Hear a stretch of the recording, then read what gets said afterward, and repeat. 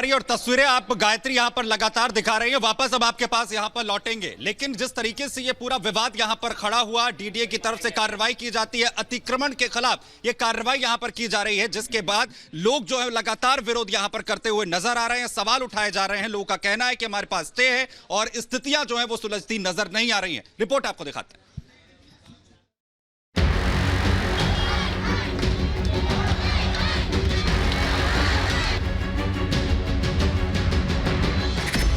गर्जा bulldozer, टूटा आशियाना।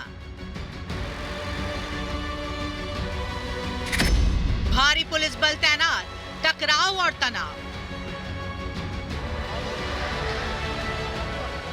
तस्वीर एक है लेकिन कहानियां अनेक। अतः दुख, आंसू बेहिसाब।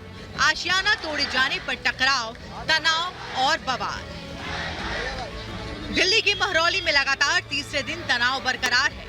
आशियाना छीने जाने का दुख इन आंखों में साफ झलक रहा है। बेघर होना किसे कहते हैं वो साफ नजर आ रहा है।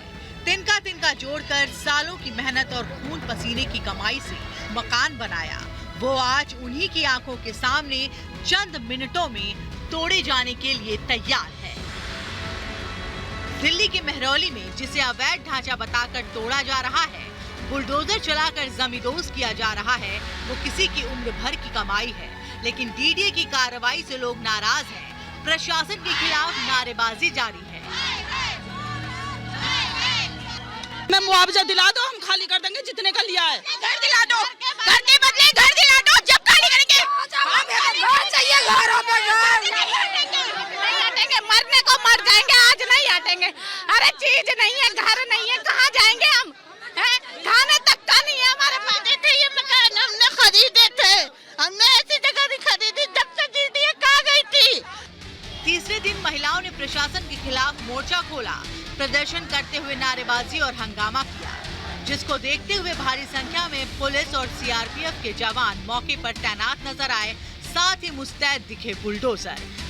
लोगों के सामने बड़ी चुनौती है। साफ तौर पर कह रहे हैं कोई मुआवजा नहीं, कोई व्यवस्था नहीं, किसी तरह की कोई इन्फॉर्मेशन नहीं, जबकि प्रशासन कह रहे हैं कि हमने इन्फॉर्मेशन दी थी, हमारे पास ऑर्डर्स हैं और उन्हीं को हम आगे बढ़ा रहे हैं। जबकि लोगों का ये कहना है कि हम तो स्टे भी ले आए, उसके बावजूद भी इस तरह की कार्रवाई हो रही है। पुलिस ने हालांकि लोगों से बातचीत की है और उनको समझाने की पूरी कोशिश की। और मैं जरा एक बार दिखाऊंगी, देखिए पूरे जो सीआरपीएफ के जवान हैं वो यहाँ पर पहुँच चुके हैं और यहाँ पर पुलिस फोर्स भी यहाँ पर लगातार बनी। देखिए जेसीबी यहाँ पर आ चुकी है और अब जो आगे की कार्रवाई है वो करने की कोशिश होगी। हालांकि लगातार प्रोटेस्ट जो है वो किया जा रहा है, लोग यहाँ पर मौजूद हैं और बार बार यही सवाल कर रहे हैं कि बताइए हम आखिर जाएं तो जाएं कहां।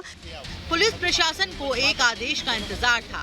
आदेश मिला तो प्रदर्शनकारियों को हटाने की मुहिम शुरू हुई। जो माना वो ठीक, जो नहीं माना उसे जबरन गाड़ी में उठाकर बैठा दिया।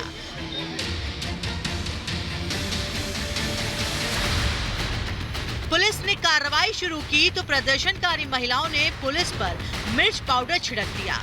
पुलिस हटी तो सीआरपीएफ ने मोर्चा संभाला और एक एक कर सभी को डिटेन करना शुरू किया।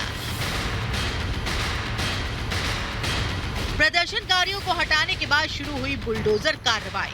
बाकी बचे अवैध निर्माण पर बुलडोजर चलाना शुरू हुआ तो लोगों ने इसका फिर विरोध किया।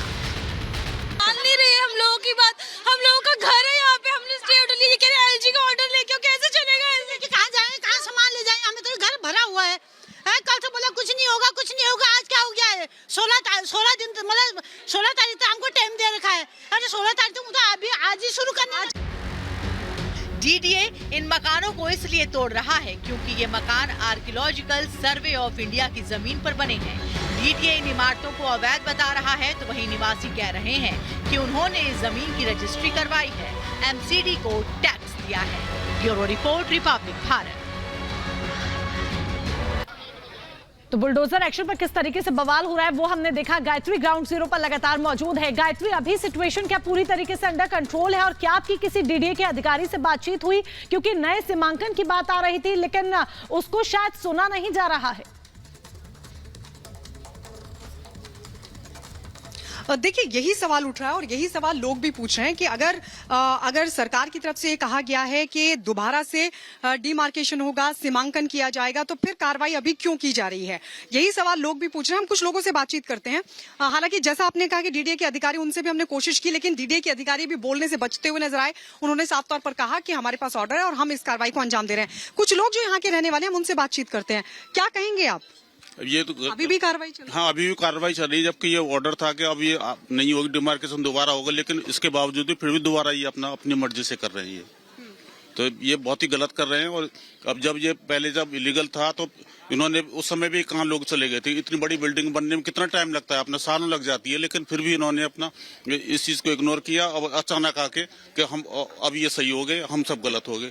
हमारे पास रजिस्ट्री है, बिजली के बिल हैं। अच्छा, आप भी रहते हैं? कहाँ रहते हैं आप? ब्लू स्काई में रहता हूँ मैं। अच्छा, यही पास? ये रहा। अच्छा, पीछे? हाँ, इसी में रहते हैं अपना। अब हमें कितनी टेंशन परेशानी हो रही है कि हमने कार्रवाई इस पर भी होगी? हाँ बिल्कुल, इसका भी स्टे हमने ले रखा है अभी 16 तारीख तक।